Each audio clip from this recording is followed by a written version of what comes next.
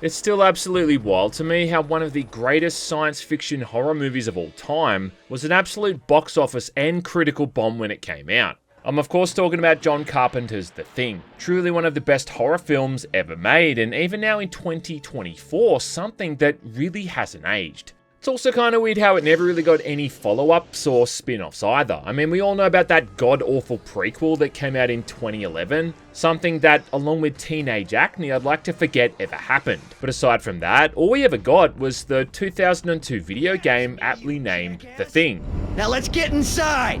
Now, developed by Computer Artworks, this is a third-person shooter originally released for Windows, alongside the Xbox and the PlayStation 2, which is how I originally played it. And while it wasn't any kind of masterpiece, it is without a doubt one of the best movie tie-in games ever made, with a lot of references and nods to its source material, something that's become a bit of a dying art form these days. I don't know and I don't care. In fact, it wasn't even really until Teon made the Terminator and the RoboCop games that we even had anything remotely similar. Right. Throughout the years, I've seen this weird perception repeated over and over on the internet where people seem to think that this was some kind of underappreciated cult classic. I mean, yeah, like it is underappreciated, but it's definitely not a cult classic, actually being quite popular when it came out, along with selling and reviewing well. A lot of the negativity surrounding it seems to have stemmed from early YouTube reviews, in fact, one in particular from a now defunct creator, who kinda acted like the game made a personal affront towards him or something.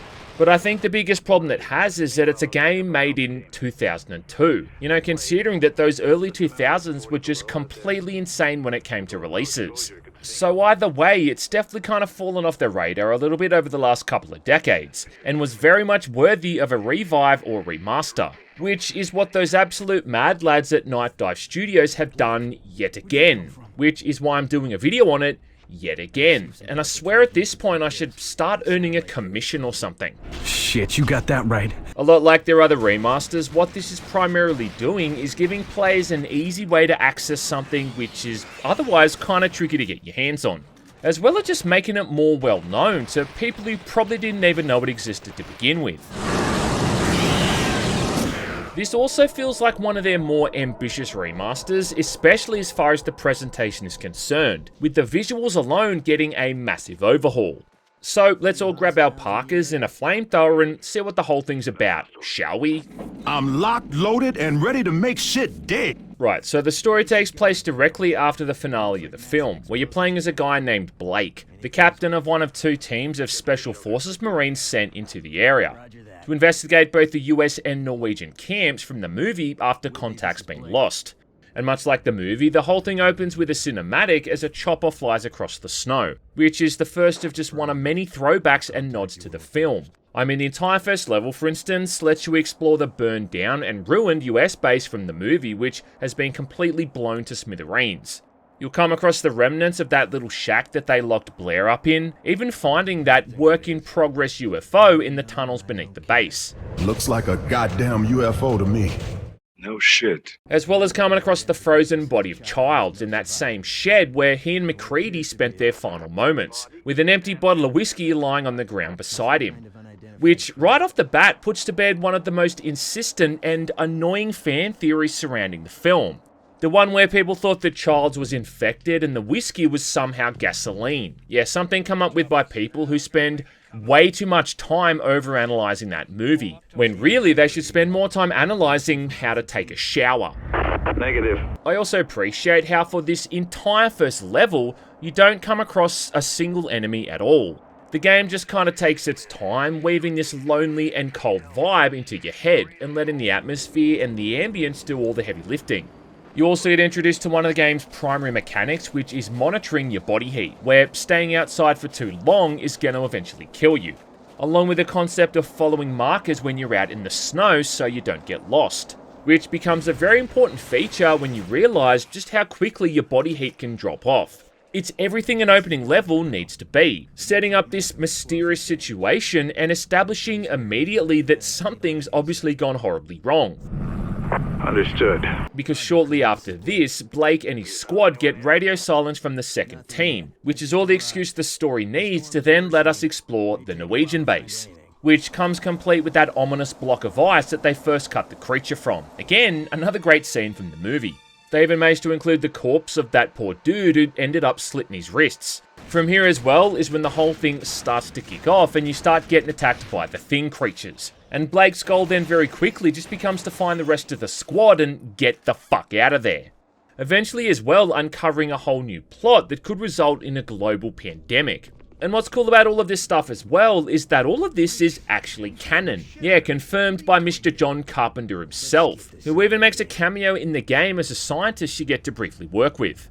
Oh yeah, and let me take this opportunity as well to apologise for incorrectly saying in my old video that he'd somehow died. Yeah, it might have taken me almost 10 years to get around to it, but I can finally put that egregious error behind me. Yeah, sorry John. Plus, there's also one very cool cameo that happens right at the end of the game, which I'm not going to spoil. But even outside of all the cameos and the Easter eggs, I feel there's a whole lot of cool, meta stuff in here as well. Like how Blake's commanding officer Whitley, for instance, is played by William B. Davis, who's also known for portraying the mysterious smoking man in The X-Files, a series that also focused on aliens. Do a recon, see if you can find anything that'll give us an idea what happened. And in fact, one of the earlier and arguably best X-Files episodes was a direct homage to The Thing. It's also worth noting how there's not a single female character in the game either, keeping it in line with the movie, with it just being about a bunch of blokes caught out in the snow, slowly losing their minds to paranoia and fear. So yeah, this does a way better job of paying tribute to the movie than that awful prequel did. My only real complaint is that the game lacks any of the music from the film. In fact, it pretty much lacks music entirely, having nothing at all.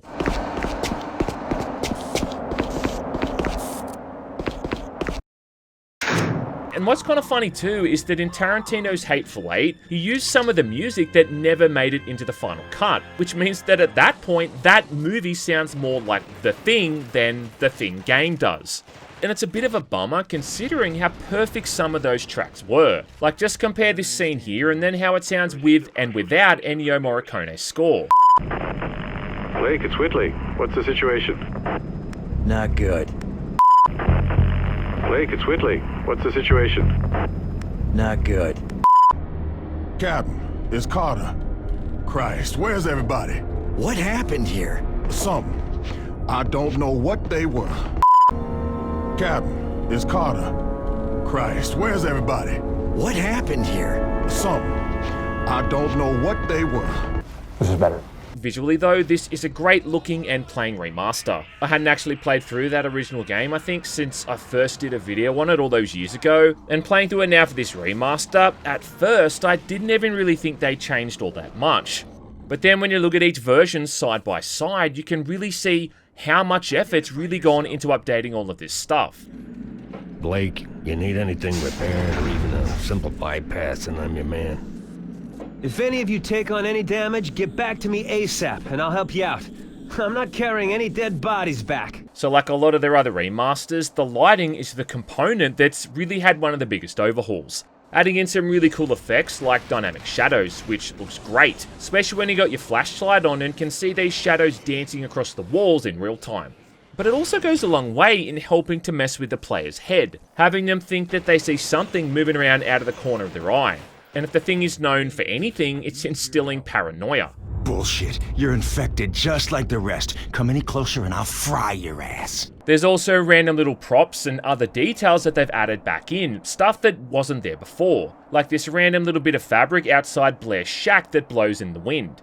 Or how like in the Norwegian base, they've added a fire axe to the door of the radio room, which, wasn't in the original game, but is again a reference to the film, at that point when McCready and Cooper are investigating the area. What I also noticed as well is that it looks like they've added in reflections to the eyes of all the characters. And I don't know if this was intentional or not, but a big fan theory around the movie is that when someone is infected, they lose the reflections from their eyes. So if this is some kind of subtle way that Night Dive have tried to reference that, well, then that's brilliant. I'm locked, loaded, and ready to make shit dead. They even included the option for a blue color grade to make the game look more in line with the cinematography of the film, which had a very similar and distinct tone. I mean, it would have been easy to make sure this thing just supports modern resolutions and call it a day. But when you consider all of these modifications, you can really see all the effort that's gone into making this thing look somewhat updated. It's kind of like it's gone from being a PS2 game to a PS3 one. The most important takeaway is that the game still looks artistically the same as the original did, even if some of the character models do kinda look like different people at times. As for the actual gameplay additions, well, the only main thing I noticed was that it seems like there's more ammo in the remaster now than there was in the original. And also the game tracks your ammo now by bullets in total, instead of just the amount of magazines you've got on hand. Plus they've also added an autosave feature in too, which is really handy during boss fights. Oh yeah, and speaking of the gameplay, I guess it's probably time to talk about all that stuff. Now I'm gonna show you what I already know. Now to sum the whole thing up, this is more or less just a standard over-the-shoulder third-person shooter with some basic squad mechanics, where the player is often able to give orders to up to 3 other Marines, with a soldier class, a medic, and then an engineer. Hold still and I'll fix you up. The soldiers do exactly what you'd expect. They go around kicking gum and chewing ass. Medics on the other foot are able to heal the other members in the squad, Blake included. And then finally, the engineers can repair broken junction boxes to help you get through locked doors. This is important. Yes, sir! And I guess the idea is that you want to give your best weapons to the soldiers and then the lesser weapons to the medic, as if they're not going to be as good in combat. But I found that regardless of what guns these guys have, they all seem to be able to carry their own pretty easily. The most important attribute to worry about though is trust, because seeing as everyone's understandably on edge given the circumstances, they're not really going to trust you the first time they meet you. Your word ain't shit, Captain. So simple things like giving them a weapon and some ammo is going to be more than enough to get them in your good graces, where they'll follow you around without so much as a second thought. Area looks secure. The AI is still a bit finicky at times though, especially with the pathfinding, and you'll need to do a bit of babysitting to make sure these guys don't get stuck indoors. But for 2002, like, this stuff works pretty well, and getting into combat and seeing your buddies kicking ass is a lot of fun. As well as trust, there's also their stress levels to manage.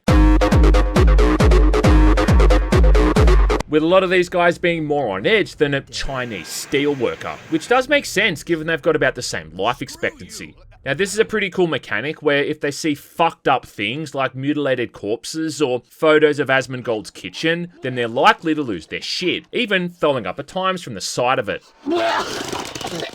Though, I still do think that this is a bit of an undercooked mechanic, simply because they'll usually course correct themselves in a few seconds anyway, and go back to normal as if everything's hunky-dory. Okay, I'll pull it together. The idea is that they're supposed to become inconsolable, which means they'll ignore your orders and maybe even start attacking their buddies. But in the 2 times that I beat this remaster, along with even the few times that I beat the original, I can't remember it ever becoming an issue.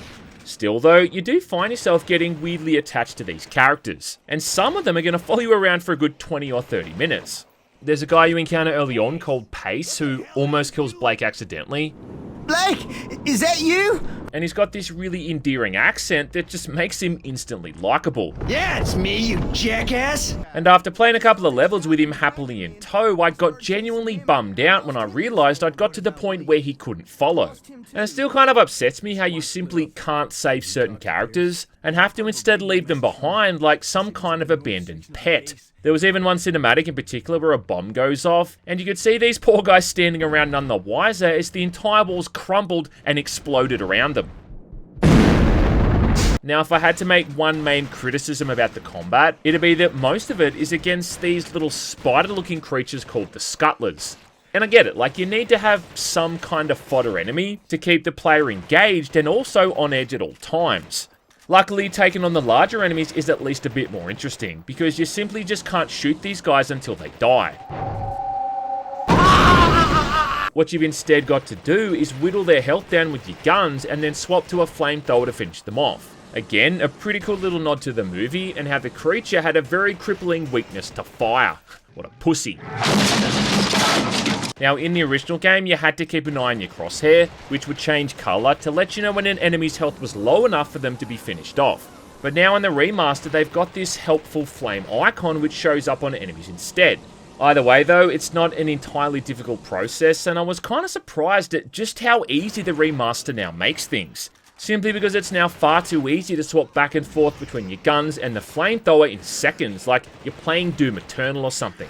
Yeah, no one tell under the mayo. The usage of the hotkeys on the keyboards allows you to instantly swap back from like the shotgun to the flamethrower, pumping a few shots into something, lighting them up, and then pumping them again just to be doubly sure. And that convenience of a new modern control scheme has really removed any semblance of challenge that the combat ever had. Even more so when you use the first-person aiming mode, which vastly improves your accuracy, making the shooting even easier. I don't think that makes the whole thing bad though, and you still really need to keep an eye on your ammo and your health, along with making sure your buddies aren't taking too much damage either, or running low on spare mags. It's just that it does fall into a very familiar and comfortable pattern early on. And the only way they can really try to mix this up is with those few boss fights scattered throughout the campaign. As well as that, later on in the game you start coming up against other soldiers, who are all armed with the same weapons the player has. And the combat against these guys is surprisingly fun, with really nice chunky effects when you're hitting them with the MP5 and the shotgun, and really satisfying headshots as well. Target spotted. In fact, it kind of reminds me a little bit of the shooting controls in Manhunt, only far more responsive and with bullets actually going where I want them to. I just kind of feel like any other major complaint or criticism I'd have with the combat and the shooting is almost superseded by the fact that all of this was made in 2002. And yeah, like it does feel like you're playing something made in the early 2000s.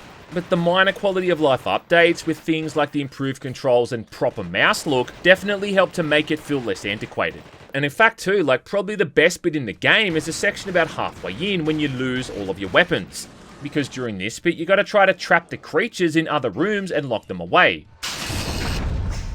Oh shit, I'm sorry. Along with relying on NPCs to do all the shooting for you, and it just offers up a much needed change of pace. Especially considering the solution to getting out of here isn't entirely obvious. So I think overall, for something that really only lasts about 4 or 5 hours, it does enough different things to never really feel like it's getting too boring.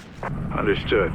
The biggest disappointment I had with this remaster though is that they haven't really been able to fix all those issues with the infections and the blood tests. Right, so there's a mechanic in the game where you can administer blood tests to either yourself or other members in the squad, with the idea being to determine if they're infected, which is a handy way of increasing the trust levels with some of these characters. But then again, also a pretty obvious reference to one of the more memorable scenes from the movie, which did a good job of establishing the physiology of the Thing, and the way that it's kinda like this entity that splits down into a bunch of different pieces, which all have their own sense of self-preservation. This is pure nonsense. Doesn't prove a thing. The problem is that this has never been properly implemented into the game, considering that a lot of the infections are highly scripted.